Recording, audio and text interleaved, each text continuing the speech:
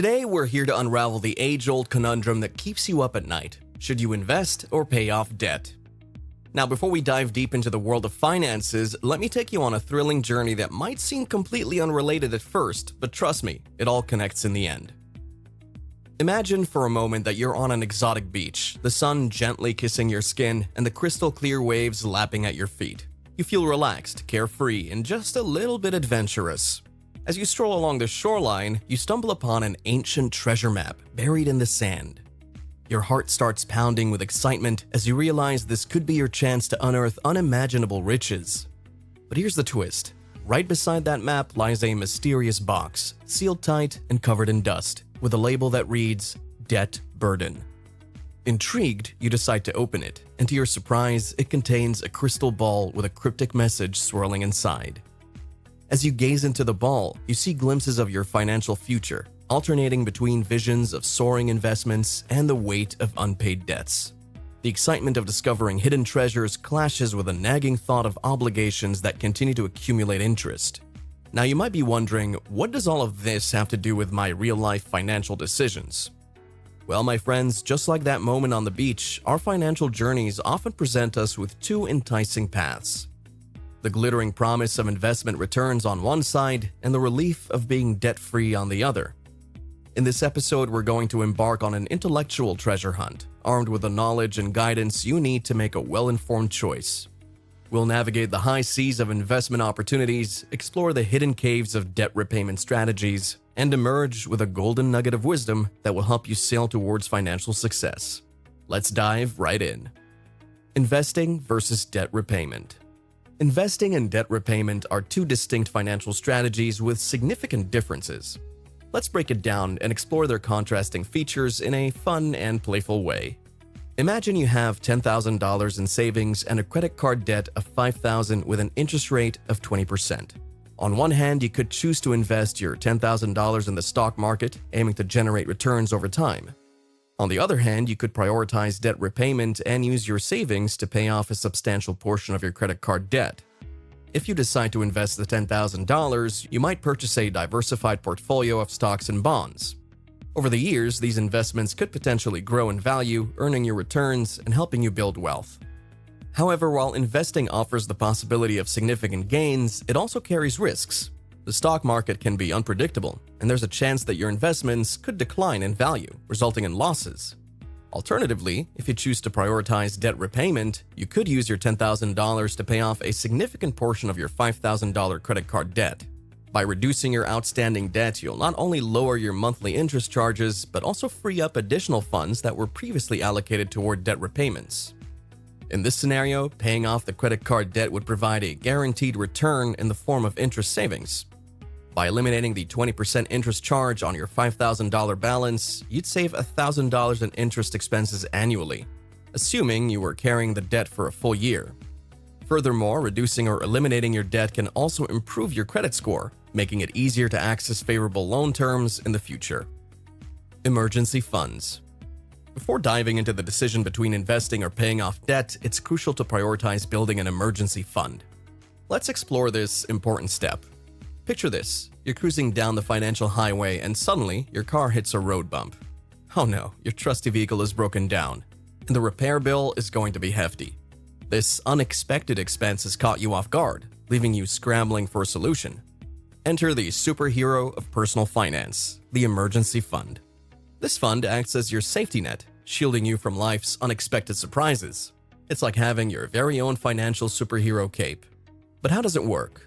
Well, before you even consider investing or tackling debt, it's crucial to set aside a portion of your income into an emergency fund. This fund should ideally cover 3 to 6 months' worth of living expenses, providing a cushion to fall back on when unforeseen circumstances strike. By saving up for an emergency fund, you create a buffer zone that allows you to handle unexpected expenses without derailing your financial goals. Whether it's a medical emergency, a sudden job loss, or even a broken-down car, having an emergency fund in place grants you peace of mind and financial stability. Investing. In the world of personal finance, a general rule of thumb emerges. If the interest you can earn on your investments surpasses the interest you're paying on your debts, investing becomes an enticing proposition. It's like a magical balance beam where your money dances between your debts and potential returns. Let's break it down with a captivating example. Picture yourself having a mortgage with an interest rate of 5%. Meanwhile, you stumble upon an exciting stock market index fund that's been boasting a juicy 10% annual return.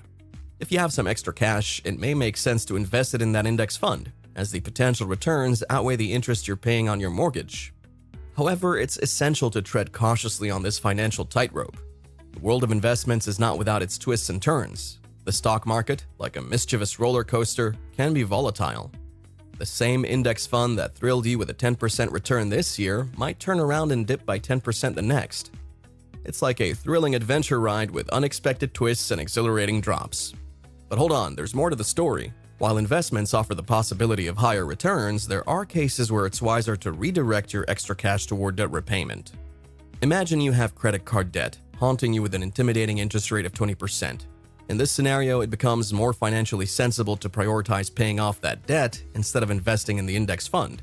Now here's where the plot thickens. Sure, investments can be a wild ride, but there are also options like blank certificates of deposit, CDs, and US Treasury bills that offer guaranteed interest rates. However, these seemingly safe options often come with lower rates of return that rarely outshine the interest rates charged by credit card companies and other lenders. It's like choosing between a slow and steady tortoise or a thrilling, unpredictable hare. Debt paying. If the case for paying down debt emerges as a worthy contender, let's unravel the reasons that make it a smart and intriguing move. First, let's talk about interest rates. Picture your arch nemesis, credit card debt. It's notorious for carrying sky-high interest rates. In fact, the average interest rate on credit cards tracked at Investopedia's credit card database was recently a staggering 19.62%. Now, few investments can match that rate of return. It's like a villain that steals your hard-earned money with every passing month. But there's more to the story than just interest rates. Enter the protagonist, your credit score. This mighty number holds the power to shape your financial future. Whether you want to borrow money for a mortgage, a car loan, or even secure insurance with favorable premiums, your credit score plays a starring role. A low credit score can mean higher interest rates, limited loan options, and even impact your ability to rent a home or land your dream job. Now here's where the plot thickens. Your credit utilization ratio, which measures the amount of credit you're currently using compared to your available credit, significantly affects your credit score. Imagine someone with maxed out credit cards. Their credit score is likely to take a hit compared to someone who's paid off or significantly reduced their credit card balances. It's like a power-up that elevates your financial standing. Paying off debt, especially when it's weighing you down, can be a smart and strategic move. It's like defeating the villain and claiming victory over your financial well-being. By reducing your debt burden, you not only improve your credit score, but also gain peace of mind and better control over your financial destiny. But wait, there's more to the story. Psychology enters the stage, revealing its intriguing role. If your debts keep you awake at night, causing stress and anxiety, it might be wise to prioritize your repayment. After all, financial well-being encompasses more than just numbers on a balance sheet. It's about finding balance and tranquility in your financial life. Sometimes the emotional reward of debt freedom outweighs the potential gains from investing. In the epic battle between investing and paying off debt, the victor ultimately depends on your unique financial circumstances. It's a decision that must be carefully weighed, considering factors like interest rates, potential returns, and your own peace of mind. While investing offers the allure of growth and wealth accumulation, the undeniable peace that comes with being debt-free cannot be overlooked. The freedom from financial burdens and the ability to sleep soundly at night is a treasure that money can't buy. So whether you choose to boldly venture into the world of investments or set your sights on conquering debt, remember that the path you take should align with your financial goals and personal values. Strive for a balance that brings you financial security, serenity, and the confidence to shape your own financial destiny. So which one are you choosing? Paying off your debt or investing for the future? Let us know in the comments below. And if you enjoyed this video, don't forget to like and subscribe. Thanks for watching.